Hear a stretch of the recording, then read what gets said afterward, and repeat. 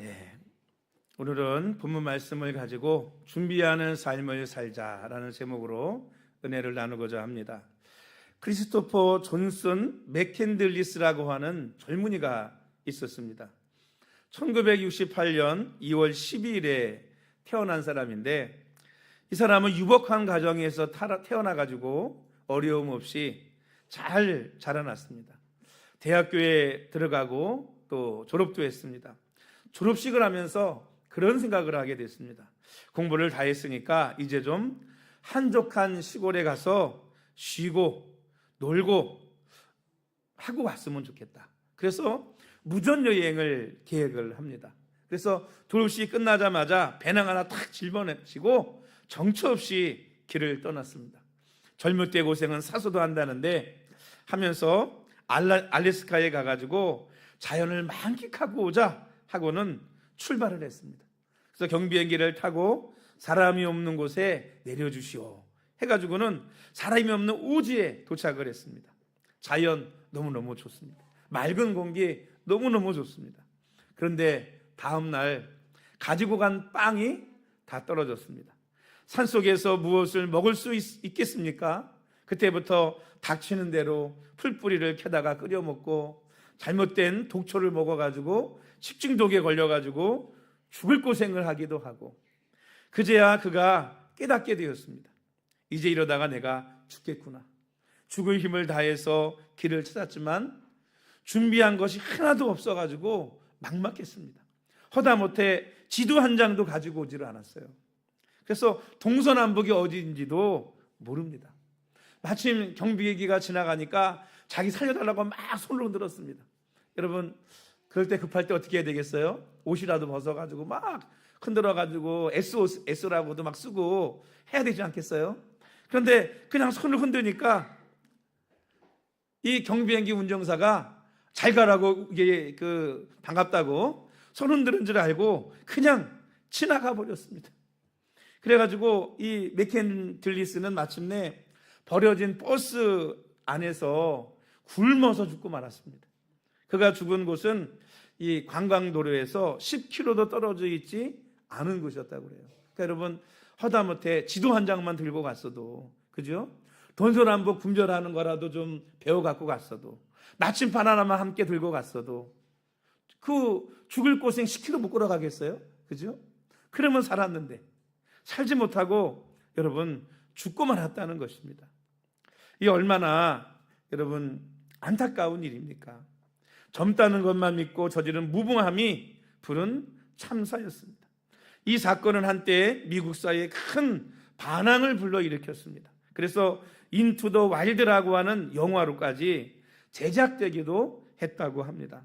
여러분, 여행을 해도요 얼마나 준비가 필요한지 우리에게 알려주는 내용입니다. 여러분, 지난주에 제가 기다림이라는 제목으로 말씀을 나눴습니다. 여러분, 인생은 기다림이죠. 그러나 기다림의 삶을 살아가는 사람은 또한 준비하는 삶을 살아가야 될 줄로 믿습니다. 기다리면서 준비하지 않는다고 한다면 여러분, 그거는 뭔가 앞뒤가 맞지 않는 거 아니겠습니까? 준비하는 기다림의 믿음이 있다면 또한 준비하는 삶을 살아가는 것이 당연한 것인 줄로 믿습니다.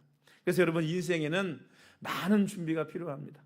대학을 가려고 해도 여러분, 우리나라는 공부하는 목적이 어떻게 보면 대학 가기 위해서 공부하는 것 같잖아요. 몇 년 공부합니까? 초등학교부터 12년, 유치원까지 치면 한 15년 공부를 해야 될까요? 여러분, 그렇게 준비해도 좋은 대학 갈까 말까 하지 않습니까? 결혼을 하려고 해도요 많은 준비가 필요합니다. 우리 사모 보고 우리 노예 어르신 목사 사모님들이 어떻게 이렇게 사모를 잘 들었어? 그러면서 늘 칭찬을 합니다. 저 들으라고. 근데 여러분, 저도요 많은 기도를 하고 결혼을 했습니다. 왜냐하면 좋은 사모가 필요했기에 하나님 앞에 좋은 사모감을 달라고 제가 기도를 꽤 오래 했거든요. 그리고 많은 경쟁력을 뚫고 우리 사모를 여러분 만난 것입니다.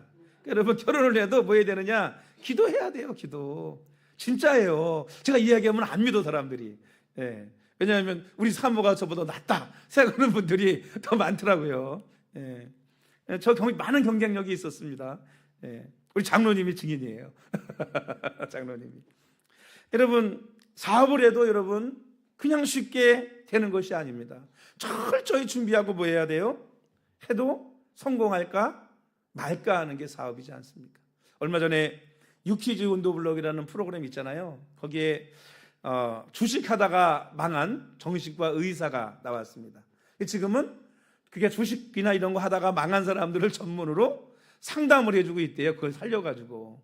근데 여러분, 이렇게 공부를 한 그가 서울대를 나오고 정신과 박사가 된 그가요, 돈을 좀 벌고 나니까 의사가 돼서 이 주식 투자에 눈을 기울인 거예요. 그래서 우연히 투자를 했는데 이게 대박이 나가지고요 돈을 버는 거예요. 그러고 나니까 어떻게 돼요? 야, 주식에 한 방에 내가 돈을 벌어야 되겠다 이렇게 생각을 하고는 그거 팔아서 수익 난 돈에다가 한 번 해서 경험을 얻었으니까 어떻게 했겠어요? 있는 돈 없는 돈 다 끌어다가 투자를 했네요. 망했을까요? 성공했을까요? 망했어요. 그래서 그 다음에 그래, 한 번의 실수는 병가지 상사지. 그리고는 대출에 막 있는 돈 퇴직금에 다 끌어다가 또 투자를, 이건 성공할 거야, 분산 투자를 했어요. 성공했을까요? 또 실패했어요. 여러분, 그냥 직장 생활도 못해서 잘렸어요. 왜냐? 맨날 주식만 보고 앉았는 거예요. 주식이 오르거나 떨어졌다 그러면 환자가 바깥에 있는데도 대기시켜놓고 그거 쳐다보고 있는 거예요. 이게. 그러니까 일도 못하는 거예요. 일도.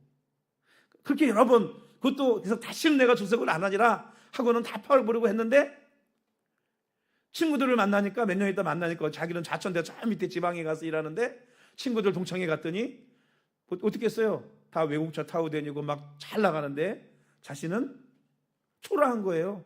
이거 어떻게 해요? 회복해야 되겠다. 또 망했어, 안 망했어? 망했어요. 그래서 깨달은 게 뭐냐? 이게 여러분, 준비 없이 주식을 해도 그렇잖아요. 내가 투자하는 회사의 재무제표가 어떤지, 비전이 있는지, 그죠? 이런 정보를 다 알고 철저하게 확인한 다음에 투자를 하는 거지, 그냥 남들 하니까 이건 되겠지. 여러분, 실패하는 확률이 훨씬 더 많은 거예요. 훨씬 더. 왜? 준비성이 없으니까. 그러니까 여러분, 우리나라도 자꾸 이 주식 투자 부추기고 하게 하는데요, 여러분, 그냥 모르면, 정보가 없고 모르면 하지 마셔야 됩니다. 왜? 성공할 확률보다 실패할 확률이 로또 복권보다 심할 수도 있습니다. 심할 수도 있어요. 왜? 정보를 모르잖아요. 정보를. 저 이스라엘 사람들처럼 아이 생일 선물로 생일 때 괜찮은 좀 삼성이나 이런 거 같은 거 하나씩 그냥 사서 선물로 준다 이렇게 하면 모를까? 거기다 돈 투자해서 여러분 결코 잘 될 수가 없습니다. 왜? 준비성이 없고 아는 것이 없기 때문에. 여러분, 오늘 본문 말씀에도 그런 말씀이 있습니다. 준비가 얼마나 철저히 중요한가, 그것도 무엇을 위해서? 예수님을 만날 준비가 얼마나 철저해야 되는가에 대해서 우리에게 말씀해 주는 내용입니다. 우리 한번 1절 말씀 읽어볼까요? 1절 시작. 그때에 천국은 마치 등을 들고 신랑을 맞으러 나간 열 처녀와 같다 하리니. 여러분, 천국은 뭐와 같으냐? 신랑을 맞으러 나가는, 등을 들고 나가는 열 처녀와 같다는 거예요. 여러분, 유대 전통 혼인에는 두 단계의 혼인이 있었습니다. 우리나라도 원래 옛날에는 이렇게 했는데 요즘은 그렇게 안 하죠. 뭐예요? 약혼이라는 걸 먼저 하고 그 다음에 일정 시간 동안 준비를 해가지고 결혼을 하지 않습니까? 그죠? 근데 이 유대인들도 마찬가지예요. 약혼식을 하고 그 다음에 결혼식을 또 합니다. 그래서 이 첫 번째 정혼, 약혼이라는 것을 하게 되면은요, 이게 강력해요. 법적으로는 결혼한 것으로 간주될 만큼 부부로 인정하게 됩니다. 그런데 같이 살지는 않아요. 약혼만 한 거니까. 그리고 이 약혼한 보통 1년 있다가 결혼식을 하게 되는데 그 1년 동안 뭘 하느냐? 신랑과 신부는 각자 준비를 합니다. 어떤 준비를 해요? 신부는 자신을 혼수를 준비하고 또 자신을 정결하게 하는 규례와 예식을 통해서 신랑 맞을 준비를 하는 거예요. 정결하게 자신을 하는 거예요. 혼수도 준비하고. 신랑은 뭘 준비해야 되겠어요? 우리나라처럼? 우리나라는 신랑이 뭐 준비해요? 집 준비하잖아요. 그러니까 집을 예비하는 거예요. 집을. 예수님도 그랬잖아요. 승천하시면서 내가 너희를 처소를 예비하러 가노니 내가 처소를 예비하면 너희를 내게로 영접해서 나 있는 곳에 너희도 있게 하리라. 이 뭐냐? 우리를 맞이할 신부를 맞이할 신랑은 집을 준비하는 것입니다. 1년 동안. 그리고 누가 그거를 확인을 하느냐? 신랑의 아버지가 확인을 해요. 신랑의 아버지가. 그래서 신랑의 아버지가 볼 때 아들이 집을 짓고 아내 막 이것저것 짓기를 만들고 시설을 하지 않겠어요? 그 모습을 보고 그래 이만하면 신부를 데려와도 되겠다, 결혼을 해도 되겠다 싶을 때 신랑 아버지가 신부에게 너 가서 신부 데려와라 이렇게 얘기하는 거예요. 그래서 예수님 오실 날을 우리가 알아 몰라요? 몰라. 아들도 모르고 천사도 모르고 누구만 알아요? 아버지만 아시느니라. 왜? 아버지가 됐다 그래야 데리고 오는 거기 때문에 결혼하는 날은, 주님 오시는 날은 누구만 아느냐? 하나님 아버지만 아는 것이고 그 결혼식에서는 신랑 아버지만 아는 거예요.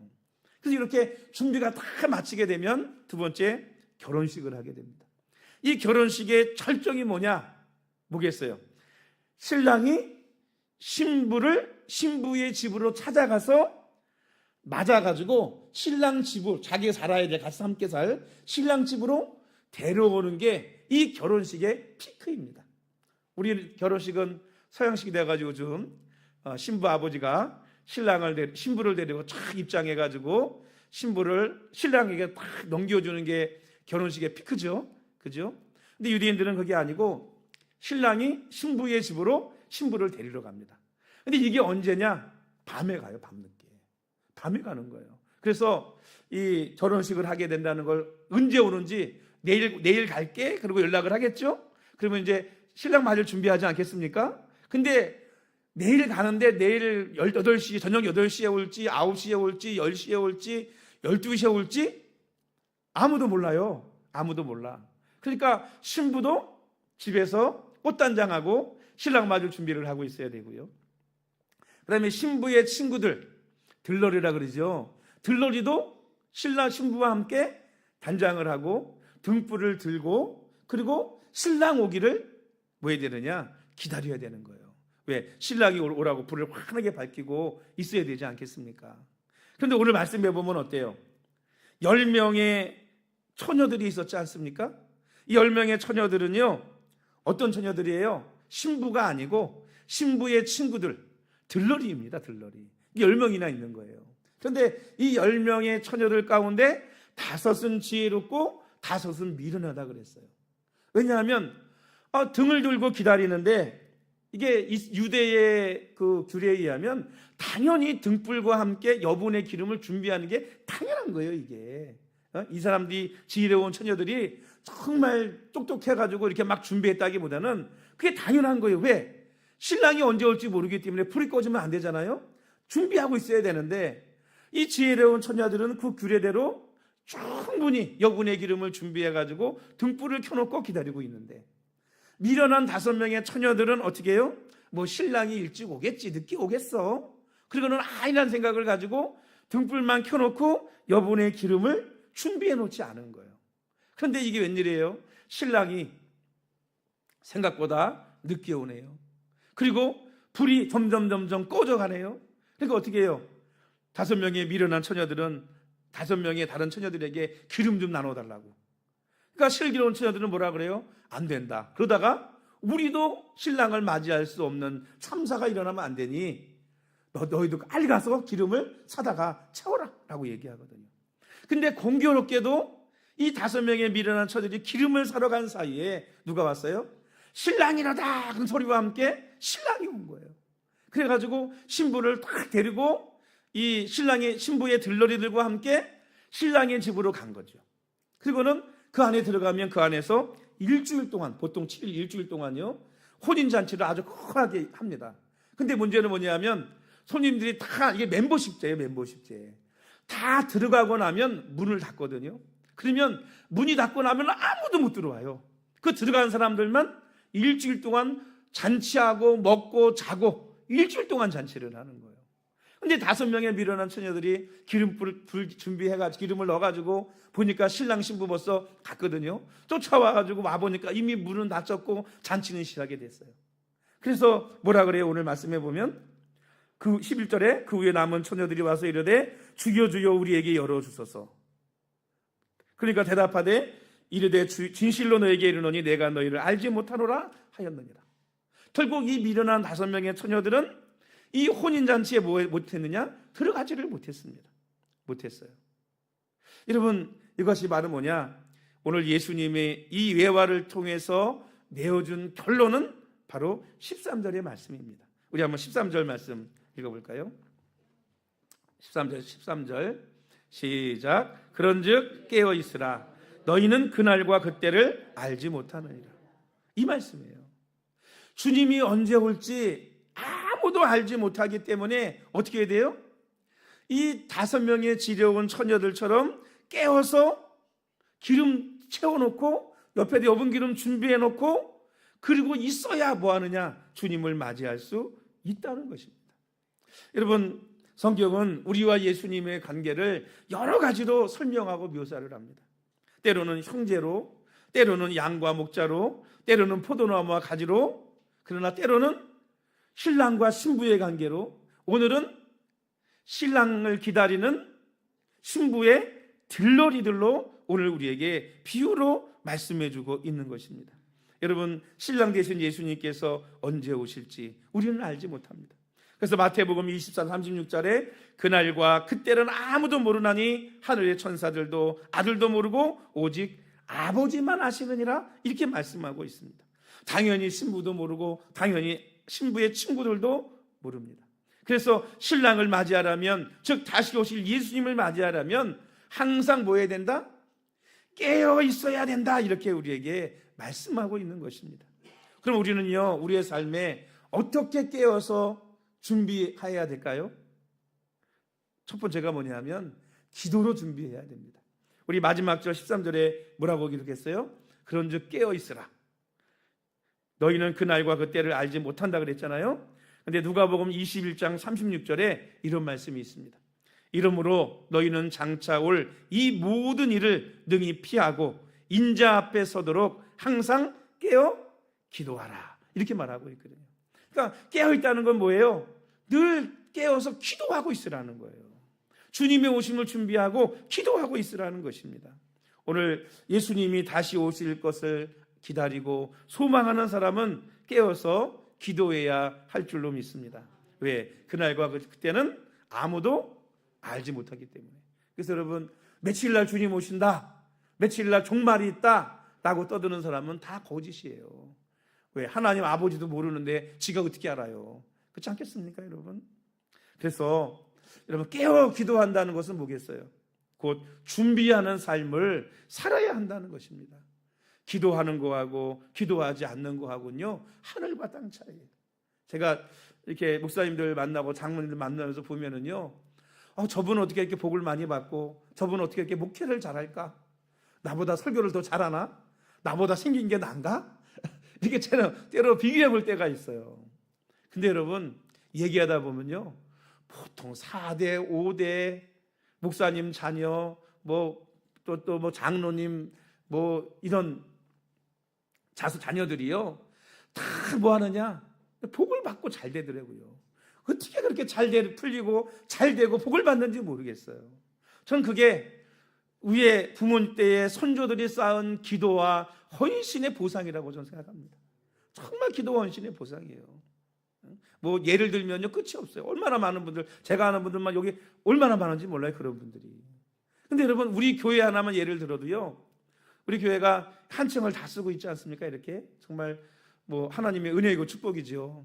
근데 제가 검단에 와가지고 저쪽에 지하에 있을 때, 그때 한 2년 지나서 2년쯤 되니까 아마 알러지, 아토피, 천식 다 오더라고요. 교회에서 옛날에는 잠도 잘 잤는데 강단에서 지하에서 잠을 잘 수도 없어요.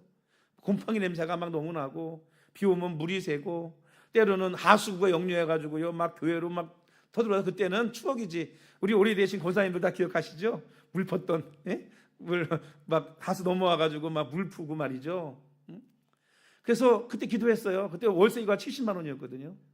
하나님, 월세 내느니 이자를 내게 해주시고, 작더라도 좀 지하에서 2층으로 올라가게 해달라고, 교회에서 잠도 자고 하면서 좀 오랫동안 있을 수 있도록. 그 기도하는 가운데, 그래서 건축헌금을 한 구자 1,000원, 지금도 하지만 한 구자 1,000원 했거든요. 근데 그러고 나서 한 1년? 아니면 1년 몇 개월? 만에 이 앞에 다른 교회가 있었는데 교회 하다가 문 닫고 안 했어요. 한 1년 반, 2년을 비어 있었거든요, 여기가. 나보고 사라고 그래가지고, 여러분, 계약을 했잖아요. 작지만 그래도 내 건물이, 우리 교회 건물이 된다.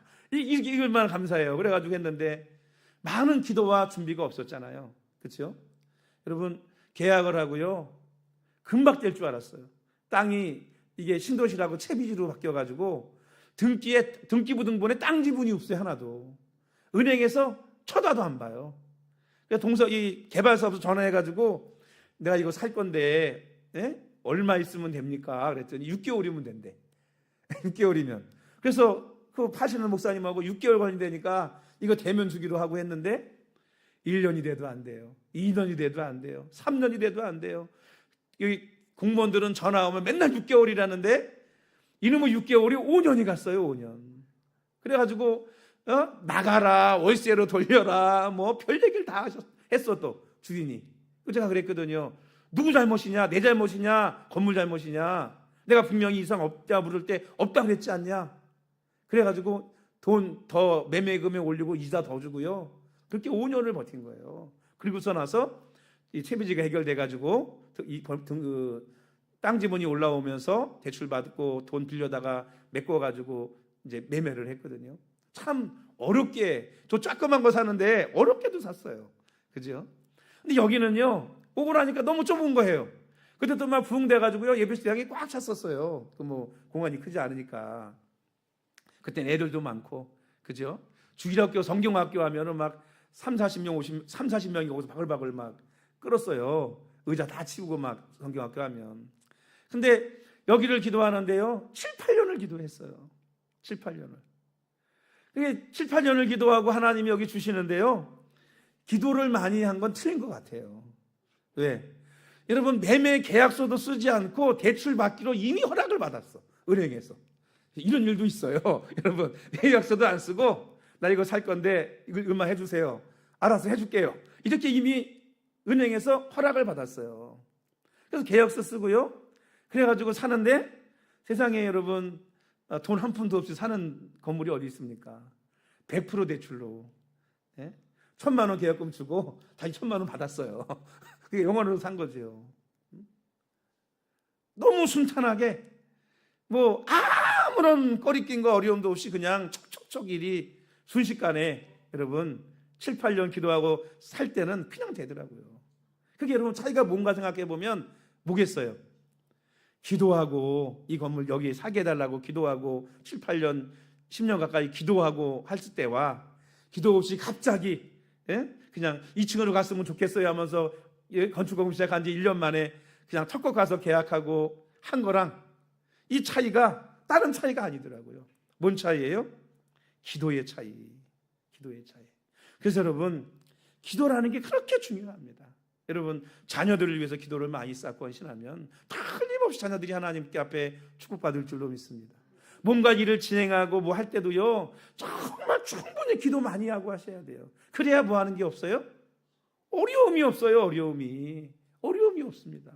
우리 공사할 때도요, 거기 여러분 돈 엄청 들어갔어요. 이게 한층 다 공사하는데. 근데 그 돈 있었으면 그냥 한 번에 돈을 줬으면 빚 갚았을 거예요. 공사하기 돈 안 들이고. 근데 야금야금 생기니까 다 쓰는 거예요. 그냥 이게. 그러다 보니까 했는데도 빚 안 지고 여러분 공사를 다 했습니다. 한 1억 원 들어갔을 거예요. 여기 공사비, 인테리어비, 시설비가 한층 하는데 빚 안 줬어요.